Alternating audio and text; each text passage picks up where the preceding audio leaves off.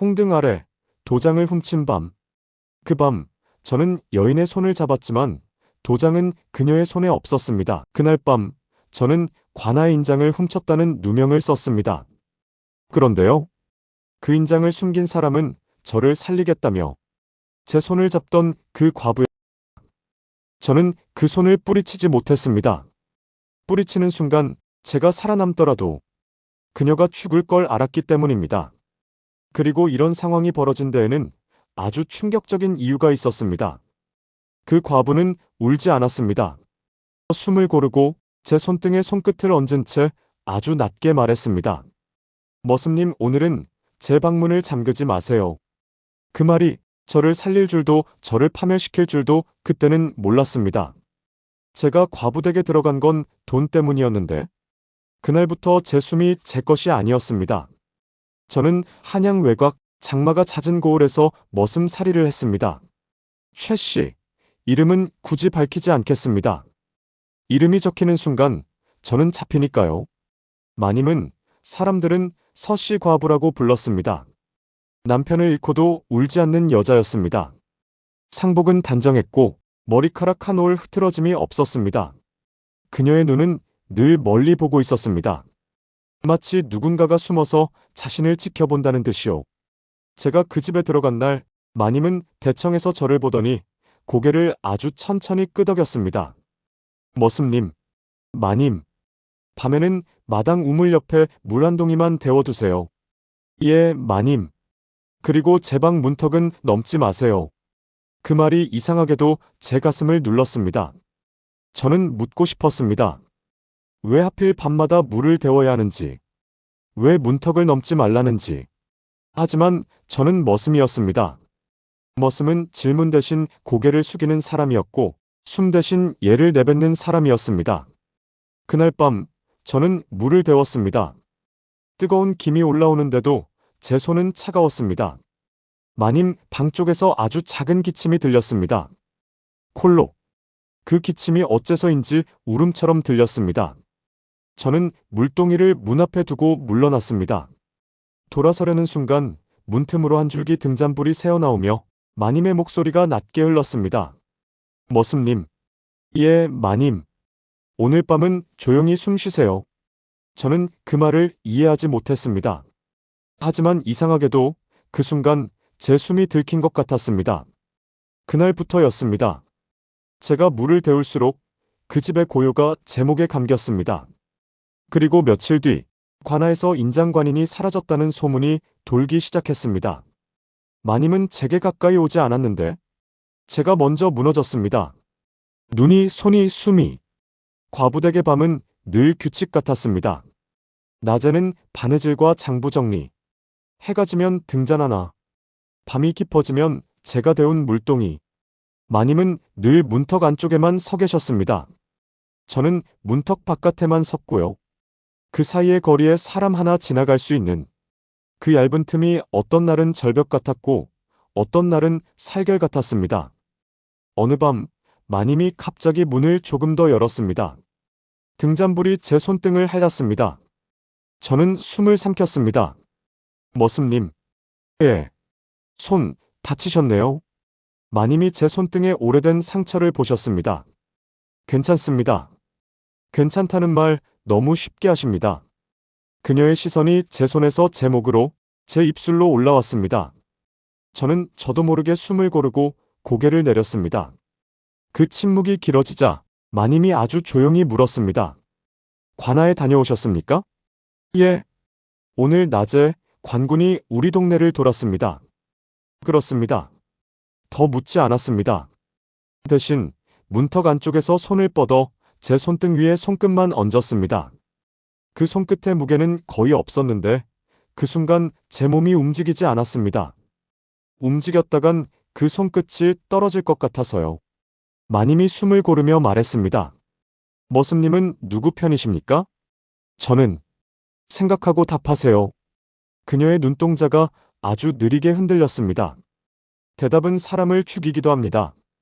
그날 밤 저는 처음으로 알았습니다. 이 집의 규칙은 물이 아니라 입과 숨의 규칙이라는 것을. 그리고 바로 다음 날 관아의 아전 하나가 저를 불러 세웠습니다. 최 씨, 네가 그 과부집에 들어갔다며? 예. 관인이 사라졌다. 하필 그 집 근처에서. 저는 모릅니다. 모른다? 모른다는 놈들이 제일 수상해. 아전의 시선이 제 주머니를 훑었습니다. 본능적으로 손을 움켜쥐었습니다. 그때 제 등 뒤에서 익숙한 향이 스쳤습니다. 마님이었습니다. 아전나리. 그녀가 고개를 숙이며 너무도 차분히 말했습니다. 머슴은 제 집 사람입니다. 괜한 의심은 제 얼굴을 치는 일이지요. 아전이 잠깐 멈칫했습니다. 마님은 웃지 않았습니다. 웃지 않는데도 아전이 한 걸음 물러섰습니다. 그 순간 저는 깨달았습니다. 마님은 약한 과부가 아니었습니다. 사람을 물러서게 만드는 힘이 있었습니다. 그날 저는 마님 방에 들어가야 했습니다. 그런데 이불보다 무거운 것이 그 안에 있었습니다. 비가 억수로 쏟아지던 밤이었습니다. 마님 방에서 갑자기 그릇이 깨지는 소리가 났습니다. 저는 반사적으로 문 앞까지 달려갔습니다. 마님! 대답이 없었습니다. 저는 문턱을 보았습니다. 그 규칙을 넘는 순간 저는 머슴이 아니라 그녀의 비밀을 가진 사람이 됩니다. 손을 뻗었다가 멈췄습니다. 손끝이 공중에서 떨렸습니다. 안에서 아주 낮은 숨소리가 들렸습니다. 숨이 아닌 참는 소리였습니다. 들어오지 마세요. 마님의 목소리가 떨렸습니다. 그 떨림이 부탁인지 명령인지 알 수 없었습니다. 저는 한 번 더 숨을 고르고 말했습니다. 마님, 다치셨습니까? 괜찮습니다. 괜찮다는 말 너무 쉽게 하십니다. 제가 들었던 말을 똑같이 돌려드렸습니다. 그 순간 안에서 침묵이 길게 흘렀습니다. 그리고 마님이 아주 작게 웃었습니다. 웃음이 아니었습니다. 눈물이 목을 타고 내려가는 소리였습니다. 머슴님, 예. 오늘만 물동이를 안에 두세요. 문이 조금 열렸습니다.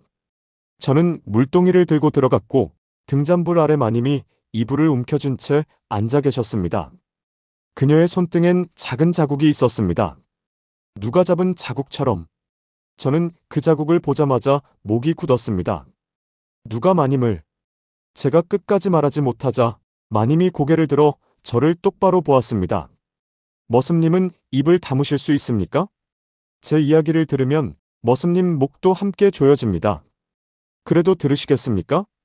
저는 대답 대신 고개를 끄덕였습니다. 그 순간 마님이 아주 천천히 제 손목을 잡았습니다. 그 손이 뜨거웠습니다. 숨을 들이마셨고 그녀가 숨을 내쉬었습니다. 숨이 겹쳤습니다. 관인이 사라진 건 우연이 아닙니다. 예, 관인은 여기 있습니다. 마님은 이불 속에서 무언가를 꺼내려다 멈췄습니다. 그 멈춤이 저를 미치게 만들었습니다. 꺼내지 않는 것이 아니라 꺼낼 수 없는 것처럼 보였으니까요. 왜 마님이 그걸? 제가 속삭이자 마님이 아주 낮게 말했습니다. 저를 죽이려는 자가 있습니다. 누구입니까? 박시댁. 그 이름에 저는 숨이 턱 막혔습니다. 박시댁은 이 고을의 실세였습니다. 그리고 관아의 돈줄이었습니다. 머슴님, 마님이 제 손목을 놓지 않은 채 말했습니다. 저는 도망치지 않습니다. 대신 그녀의 시선이 제 입술에 한 번 닿았다가 내려갔습니다.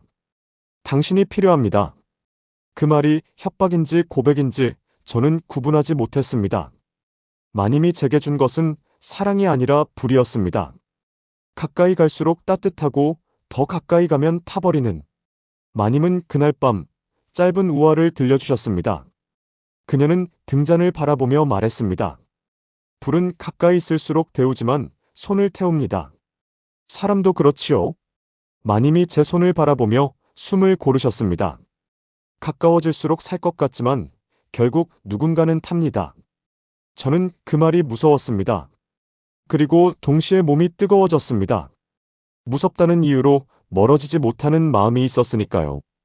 그날 새벽 마님은 저를 마루로 불러 세웠습니다. 그녀가 수건에 쌓인 물건을 제게 내밀었습니다. 이걸 관아에 가져가세요. 이게 관인입니다. 하지만 그냥 내면 저는 죽습니다. 마님이 아주 조용히 웃었습니다. 그러니 머슴님이 훔친 척 하셔야 합니다. 저는 말이 나오지 않았습니다. 그녀는 제게 누명을 씌우겠다는 겁니다. 그런데도 그녀의 눈은 흔들렸습니다. 부탁하는 눈이었습니다. 왜 하필 저입니까? 마님이 제 목젖을 한번 바라봤습니다. 머슴님은 이미 버릴 이름이니까요. 그 말이 칼처럼 들어왔습니다. 저는 한참을 숨만 쉬었습니다. 마님은 제 숨을 기다렸습니다. 그 침묵이 계약이 되었습니다. 그리고 첫 번째 반전이 그때 터졌습니다. 마님이 낮게 말했습니다. 머슴님, 사실은 그녀의 목소리가 아주 작아졌습니다. 저는 과부가 아닙니다. 예. 남편은 죽지 않았습니다. 그녀의 눈이 젖었습니다. 죽은 것으로 처리된 겁니다. 그 말은 곧 이 일이 단순한 관인의 실종이 아니라 권력의 조작이라는 뜻이었습니다. 마님이 숨긴 건 관인이 아니라 아이의 아버지였습니다. 마님 댁에는 아이가 하나 있었습니다. 사람들은 유복자라고 믿었습니다. 죽은 남편의 아이. 하지만 아이는 제게 이상하게도 낯익었습니다. 웃을 때 입꼬리, 눈을 찡그릴 때 미간 어디서 본 것처럼. 어느 날 밤 아이가 잠결에 제 손을 잡았습니다. 아바. 그 한 글자에 제 심장이 내려앉았습니다. 저는 손을 빼려다 멈췄습니다. 아이 손이 너무 작아서 손을 빼는 순간 아이가 떨어질 것 같았습니다. 그때 마님이 문턱 안쪽에서 우리를 바라보고 있었습니다. 그녀는 아무 말도 하지 않았습니다. 말 대신 숨을 길게 내쉬었습니다. 마님. 제가 조심스럽게 부르자 그녀가 고개를 가로저었습니다. 말하지 마세요. 무엇을요? 머슴님이 지금 떠올린 것. 그녀의 눈이 흔들렸습니다. 그건 말하는 순간 아이가 죽습니다. 저는 목이 막혔습니다. 마님은 침묵으로 확인해버렸습니다. 제가 생각한 것이 맞다는 걸요. 그리고 그녀는 결국 말했습니다. 아이는 죽은 남편의 아이가 아닙니다. 그 순간 저는 제가 이 집에 들어온 이유가 일이 아니었다는 걸 알았습니다. 저는 처음부터 이 집의 비밀을 막는 문이었습니다. 마님은 등잔불 아래에서 제게 다가왔습니다. 문턱을 넘지 않던 그녀가 처음으로 문턱을 넘었습니다. 그녀의 손이 제 소매를 잡았습니다. 그리고 멈췄습니다.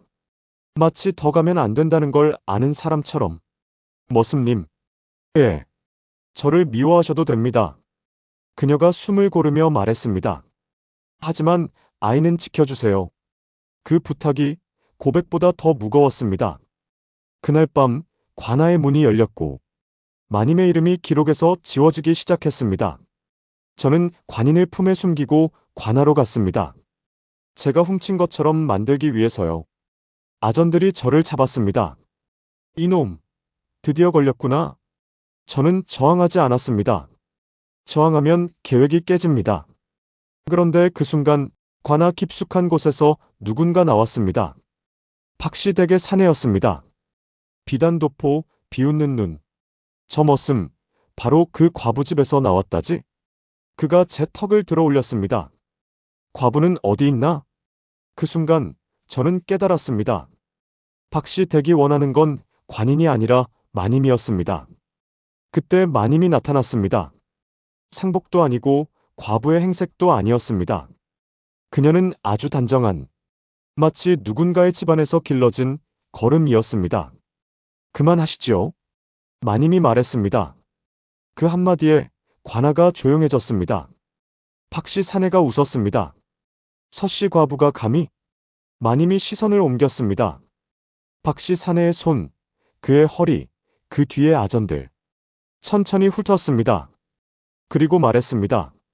저는 과부가 아닙니다. 저는 증인입니다. 마님은 단순한 피해자가 아니라 박씨 댁과 관아의 부정을 꿰뚫는 왕명 비밀 증언자였습니다. 그녀는 관아의 장부를 꺼냈고 관인의 행방을 말했고 박씨 댁 사내의 얼굴이 굳었습니다. 그런데 그 다음 말이 더 잔인했습니다. 그리고 이 머슴은 제 증언을 옮길 칼집입니다. 예.